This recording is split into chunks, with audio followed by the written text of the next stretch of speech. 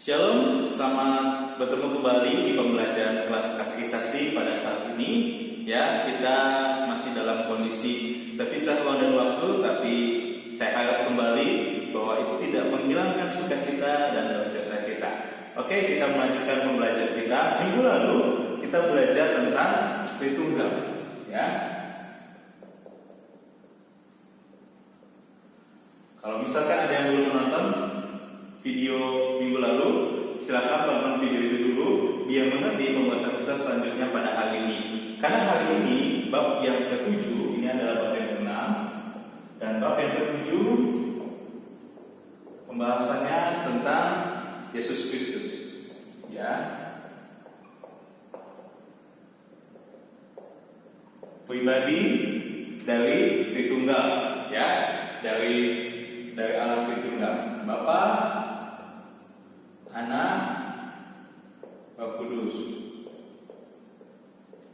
Seperti biasa, pakai istilah segitiga ini, ya.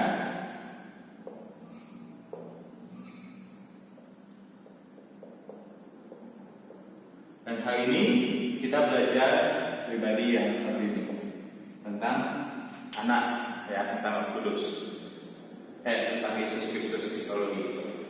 Ya, bab yang ke-7 kita bisa lihat di buku panduan kita, ya, di buku panduan kita halaman 31, ya, sampai halaman yang ke-34, ya, 31 sampai 34. Seperti biasa, kalau kalian yang menonton ada pertanyaan bisa nanti tanyakan di grup, lalu juga bisa tanyakan di komen di video ini. Oke, kita mulai.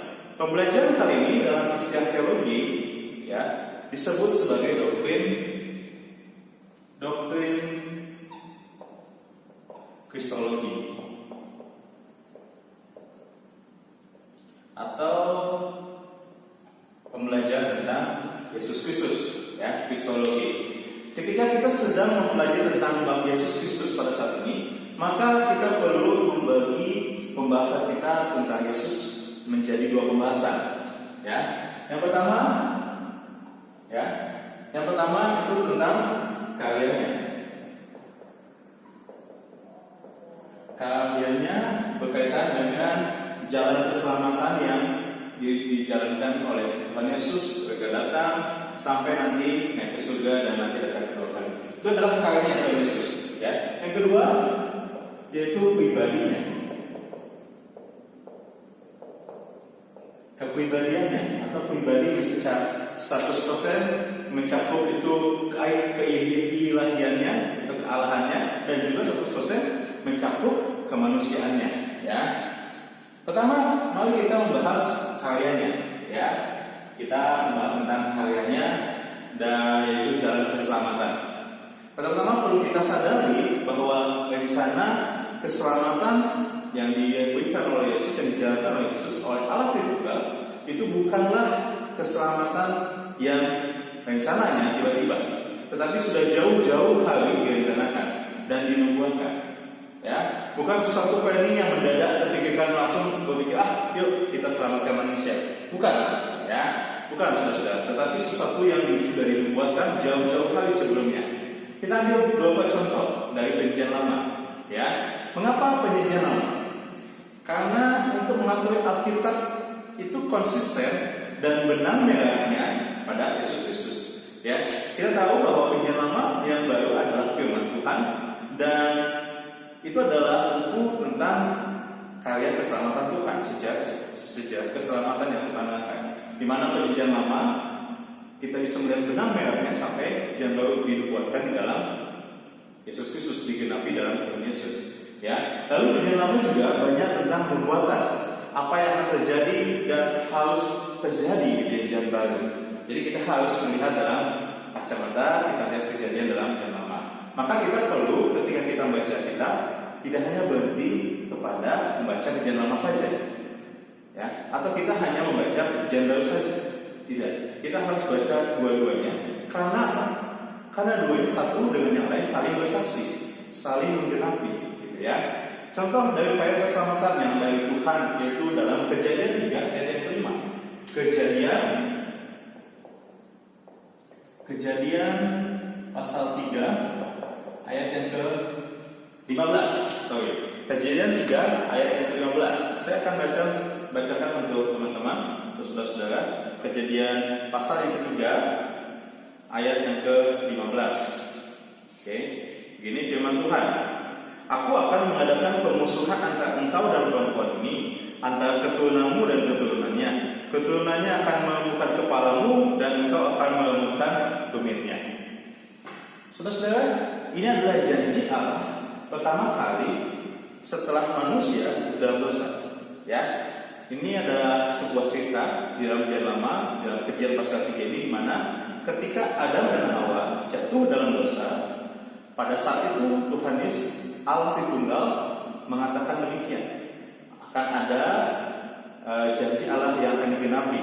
Ya, dalam teologi, dalam istilah teologi, Kejadian 3 ayat 15 disebut sebagai koto evangelium. Ya, koto evangelium. Ya, di mana evangelium dapat diartikan sebagai Injil. Ya, kata Injil, memberitakan Injil, kabar baik, itu berasal dari kata ini, evangelion, ya, yang artinya Injil. Foto evangelion artinya Injil yang pertama. Jadi, Kejadian 3 ayat 15 menceritakan tentang sebuah janji, sebuah kabar baik yang pertama diberikan kepada manusia. Dan itu diinisiatif dimulai oleh Allah sendiri.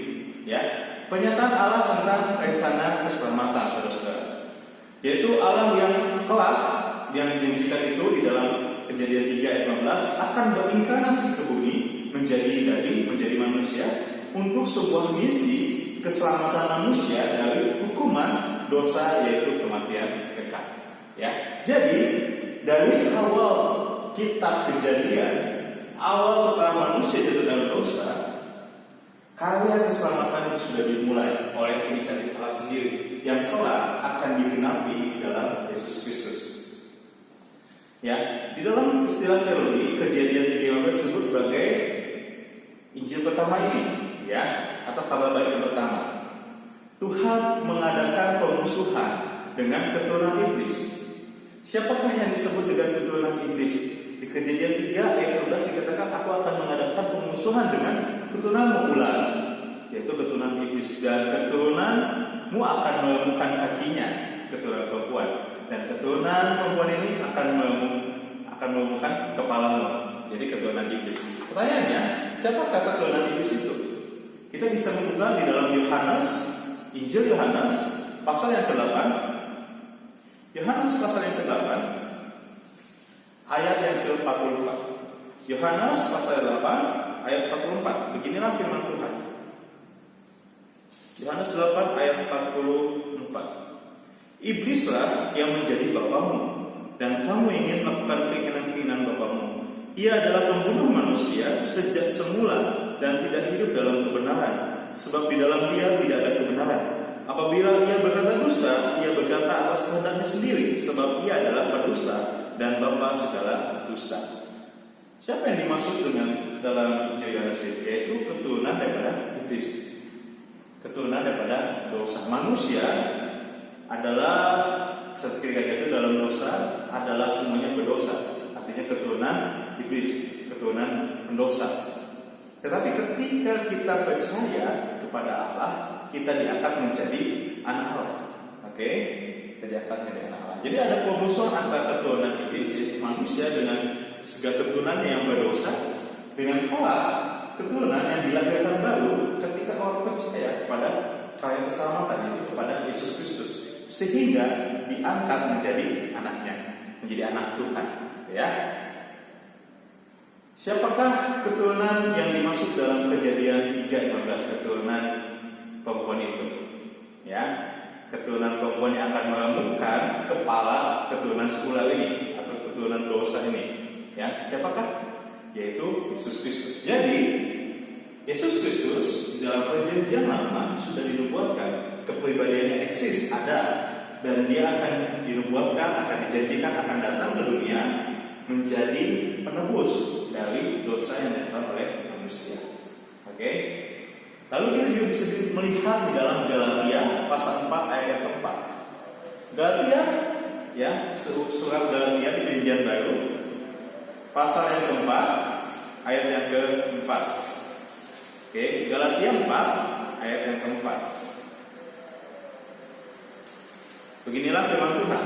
Tetapi setelah genap waktunya, maka Allah mengutus anaknya yang lahir dari seorang perempuan dan takluk kepada hukum Taurat. Nah, teman-teman, ini adalah perkataan Rasul Paulus mengenai tentang Yesus Kristus, di mana pada waktunya sudah genap, keturunan daripada Allah akan lahir, yaitu Yesus Kristus, yang akan mengalahkan keturunan dari si iblis, yaitu manusia yang berdosa. Ketika orang percaya pada Yesus Kristus, dia menerima Yesus dan dia statusnya berubah menjadi anak Allah. Jadi begitu ceritanya, ya. Keturunan Allah akan diumumkan tumitnya, artinya itu adalah sebuah peristiwa penyaliban Yesus Kristus, ya. Lalu keturunan Yesus akan menginjak kepala ular. Artinya apa? Kekuatan Yesus atau pengorbanan Yesus membuktikan ketika Yesus disalibkan, mati, bangkit dan naik ke surga. Artinya kuasa atau kedahsyatan dosa dipatahkan. Ya, itu maksudnya menginjak kepala pada keturunan si ular. Lalu membuka tumit daripada keturunan perempuan, artinya Yesus Kristus, ya, pada peristiwa penyaliban. Di mana pada minggu-minggu ini kita akan sama-sama mengingat kembali peristiwa dan mengingat merayakan tentang pengorbanan sebuah kasih yang besar oleh Yesus Kristus. Ya, Jumat Agung dan Paskah, ya. Penyaliban Yesus Kristus itu dikaitkan dengan korban yang sempurna atau korban yang tidak bercacat. Karena Yesus adalah satu-satunya orang yang disalibkan tetapi kakinya tidak dipatahkan. Ya, kalau biasanya orang yang disalibkan, setelah dia disalibkan, dia dipatahkan kakinya dengan tujuan apa?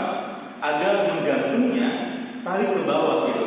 Artinya dia orang yang digantung itu bukan saja pelan-pelan mati, darahnya habis, tetapi biar cepat matinya. Makanya kakinya dipatahin. Ya, kalian bisa bayangkan ya, ketika orang disalibkan, dia berdiri di atas satu paku di kakinya dan harus dipatahkan. Artinya tangan paku yang di tangannya mendorong ke bawah, mengikat, jadi cepat mati gitu ya. Jadi harus dipatahkan kakinya. Tetapi Tuhan Yesus ketika disalibkan tidak mengalami peristiwa pematahan kaki. Ya, ini adalah sesuatu yang istimewa. Di mana buktinya? Di dalam Yohanes, ya, Injil Yohanes pasal 19, Yohanes 19 ayat 31 sampai ayat yang 33. Yohanes 19 ayat 31 sampai 33. Saya akan bacakan. Karena hal itu hari persiapan dan supaya pada hari Sabat mayat-mayat itu tidak tinggal tergantung pada kayu salib. Sebab Sabat itu adalah hari yang besar. Maka datanglah orang Yahudi pada Pilatus dan meminta kepadanya supaya kaki orang itu dipatahkan dan mayat-mayat itu diturunkan. Maka datanglah prajurit-prajurit lalu mematahkan kaki orang yang pertama dan kaki orang yang lain yang disalibkan bersama-sama dengan Yesus. Jadi orang yang bersama-sama dengan Tuhan Yesus kakinya dipatahkan. Oke. Tetapi ketika mereka melihat kepada Yesus dan melihat bahwa ia telah mati, maka tidak mematahkan kakinya. Jadi ketika prajurit Romawi, pasukan Romawi melihat Yesus, ketika Yesus disalibkan, Yesus orang yang kakinya tidak dipatahkan. Lalu apa kaitannya ini dengan perayaan keselamatan? Ya, teman-teman, menemukan kepala daripada keturunan si ular artinya bahwa masanya sudah genap ketika Yesus datang ke dunia dan sudah tiba, iblis tidak lagi berkuasa. Artinya dosa tidak lagi berkuasa untuk keturunan-keturunan Allah. Oke? Orang yang disebutkan keturunan Allah adalah orang yang dilahirkan diadakan kembali dalam roh. Karena semua keturunan secara lahiriah adalah berdosa. Teman-teman, penghapusan dosa syaratnya adalah harus ada darah yang tercurah atau darah yang mengalir. Oke? Dan kaki yang dipatahkan itu ada kaitannya dengan korban di dalam kitab Imamat. Jadi syarat dari korban yang ada di kitab Imamat, ya, di Lama, adalah korban yang tidak bercacat. Apa artinya korban yang tidak bercacat? Tidak bercacat artinya kakinya tidak pincang. Oke. Kedua, kakinya tidak patah. Yang ketiga, dia dalam keadaan yang sehat. Baru itulah persembahan yang diterima oleh Tuhan. Baru itulah persembahan yang dianggap sah dalam tradisi, ya, ibadah orang Yahudi, ya, dalam perjanjian lama. Sehingga persembahan itulah yang diterima oleh Tuhan, dan persembahan itulah yang bisa diterima dan menghapus dosa. Jadi ketika Yesus disalibkan, Yesus menggambarkan dirinya sebagai domba korban bakaran, tetapi yang sejati. Mengapa sejati? Karena itu dia tidak patah kakinya, artinya dia adalah korban yang tidak bercacat. Ya, teman-teman, tentang Yesus Kristus ini adalah bab yang paling menarik dan cukup panjang kalau mau dijelaskan. Oke? Ada kaitannya dengan bab tentang keselamatan, ada kaitannya dengan bab yang sebelum-sebelumnya tentang dosa dan Allah Tritunggal dan sebagainya. Semuanya pusatnya adalah Yesus, atau bisa disebut Kristosentris. Ya, Yesus menjadi center atau pusat ajaran kekristenan. Teman-teman, sejak awal Tuhan sudah memberikan jalan keselamatan. Sampai nanti Yesus darah Yesus yang akan dicurahkan itu adalah pengorbanan yang sejati. Oke? Sebelum kepada ritual korban dan penghapusan dosa yang tercatat di kitab Imamat, kita melihat sebelumnya di mana inisiatif Tuhan mengampuni dan menyelamatkan Adam dan Hawa. Kalau teman-teman melihat di dalam Kejadian pasal 3 ayat 21, ya, Kejadian 3 ayat 21, di mana ketika Adam dan Hawa berbuat dosa, lalu pada saat itu saya percaya Tuhan itu sedih hatinya, ya, dan Tuhan menjanjikan kelak akan ada karya keselamatan. Tetapi pada saat itu juga Tuhan langsung berupaya untuk inisiatif menyelamatkan manusia. Dengan apa? Kejadian 3 ayat 21. Ya, kita buka Kejadian 3 ayat 21.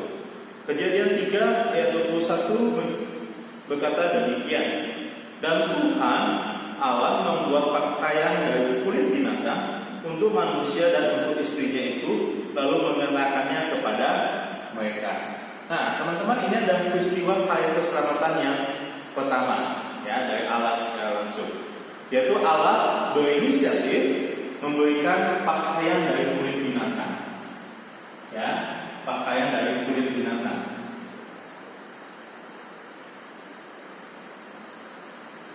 Oke. Untuk manusia, untuk Adam dan untuk Hawa, dan mengenakan pakaian itu kepada mereka. Ya. Pakaian dari kulit binatang apa artinya ini? Artinya ada binatang yang dikorbankan. Korban binatang apa? Nggak tahu.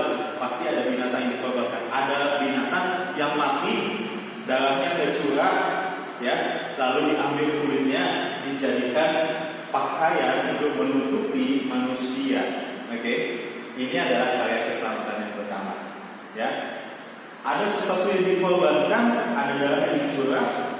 Itu adalah rencana Allah tentang keselamatan yang pertama. Teman-teman kasih dalam Tuhan, saudara-saudara, maksudnya adalah kelak Allah bukan lagi mengorbankan binatang. Oke, di perjanjian lama Tuhan memerintahkan agar bangsa Israel mengorbankan binatang sebagai korban penghapusan dosa atau ucapan syukur dan sebagainya. Oke, binatang yang dikorbankan. Tetapi kelak Allah bukan lagi mengorbankan binatang, tetapi Allah mengorbankan anaknya yang tunggal, yaitu Yesus Kristus, lambang dari korban yang sejati. Oke. Teman-teman, kalau kalian baca kitab Imamat ini mungkin kalian akan bosan bacanya dan kadang disalah mengerti oleh beberapa orang. Bagi kebanyakan pembaca kitab ini, ya, mereka membaca secara terkunci, artinya tidak ada kaitannya dengan kitab-kitab yang lain. Namun, ketika ada keterangan dari Perjanjian Baru melalui kurban Yesus Kristus, maka kitab Imamat menjadi salah satu kitab PL atau Perjanjian Lama yang paling penting dan menarik. Oke? Tadi saya sudah bilang ada prosedur, ada cara yang harus dilalui ketika seseorang harus memberikan korban, ya. Jadi saya bilang tidak bercacat, ya, dan harus membunuh binatang itu. Ya. Ketika binatang itu dibunuh, dikorbankan, dibakar sampai habis, artinya ada juga darah yang dicurahkan, artinya darah yang mengalir. Oke, pada saat itulah baru ada pengampunan. Pengampunan yang tidak bercacat adalah melalui korban yang tidak bercacat itu. Oke, tidak boleh pincang dan tidak boleh tidak normal, harus yang sehat, tidak boleh sakit dan sebagainya. Perbedaan aturan korban dari kitab Imamat dan Yesus itu apa? Oke, segala yang dikorbankan di Perjanjian Lama, entah itu domba atau itu kambing atau binatang yang lain, yang waktu saya berikan kepada imam, ya, mereka binatang itu sudah dikorbankan, dia sudah mati, dibakar mati, tidak ada yang bangkit, tidak ada yang hidup lagi, gitu ya. Tetapi Yesus adalah korban yang sejati. Mengapa? Karena korban yang lain setelah dikorbankan mati, tetapi Yesus ketika mati disalibkan, ya, ada kaitannya dengan karyanya yang lain. Yesus itu bangkit, ya, Yesus bangkit, menandakan bahwa Yesus lebih daripada sebuah korban biasa. Dia adalah korban yang sejati. Oke, kalau korban dalam Perjanjian Lama diberikan untuk sejangka waktu yang sedemikian rupa, dikorbankan, dan nanti kelak ketika berbuat dosa harus ada domba, harus ada binatang yang dikorbankan lagi, harus ada darah yang tercurah. Tetapi ketika Yesus disalibkan, tidak perlu ada korban yang kedua. Mengapa? Seperti saya katakan tadi, karena korban yang Yesus sendiri adalah korban yang hidup, bukan korban yang mati. Kita bisa lihat di dalam buku panduan kita di halaman 31. Oke, bab yang ke-6. Pertama, peristiwa yang penting itu adalah tentang kelahirannya, ya, peristiwa penting.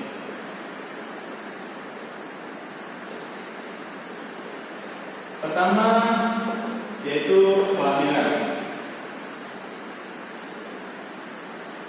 ya, dimana kita semua tahu tentang kelahiran Tuhan Yesus, ya.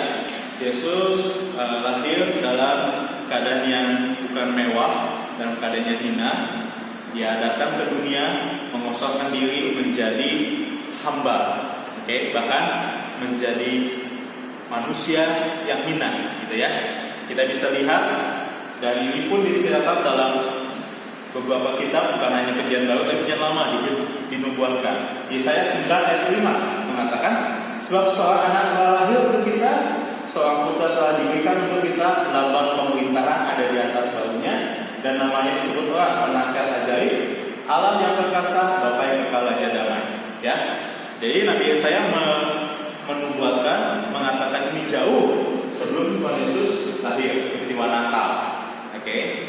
Jadi Perjanjian Lama sudah menubuatkannya. Lalu di dalam Filipi 2 ayat 57, hendaklah kamu dalam hidupmu bersama-sama menaruh pikiran dan perasaan yang terdapat juga dalam Kristus Yesus, yang walaupun dalam rupa Allah tidak menganggap kesetaraan dengan Allah itu sebagai milik yang harus dipertahankan, melainkan telah mengosongkan dirinya sendiri dan mengambil rupa seorang hamba dan menjadi sama dengan manusia. Artinya Tuhan, oke, mengosongkan dirinya sendiri, mengambil rupa seorang hamba. Bayangkan, bukan seorang raja, tapi seorang hamba, dan menjadi sama dengan manusia. Jadi downgrade, ya, bukan upgrade tapi downgrade. Menjadi manusia sudah hina, mengosongkan diri yang dia adalah Allah pencipta langit dan bumi, harus mengosongkan diri. Mengosongkan diri artinya apa? Tidak memakai segala atribut-atribut kealahan dan kemahakuasaannya, membataskan dirinya agar sama seperti manusia. Oke, itu artinya mengosongkan diri. Lalu mengambil rupa seorang hamba. Bayangkan, ya, artinya pengorbanan yang downgrade-nya luar biasa, turun ke bawah. Oke, itulah peristiwa kelahiran Natal yang pertama. Kita semua tahu peristiwanya. Lalu yang kedua, kematian.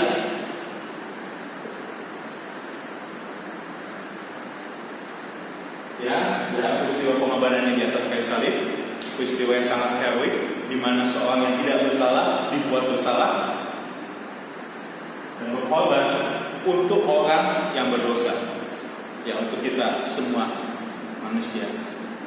Dia berkorban untuk kamu dan saya, ya, yang kita akan rayakan pada minggu ini, peristiwa Jumat Agung.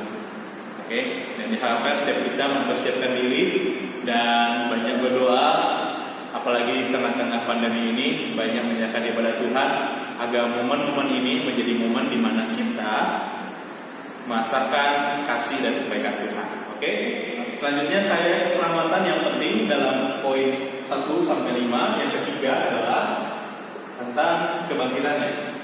Oke, kebangkitannya.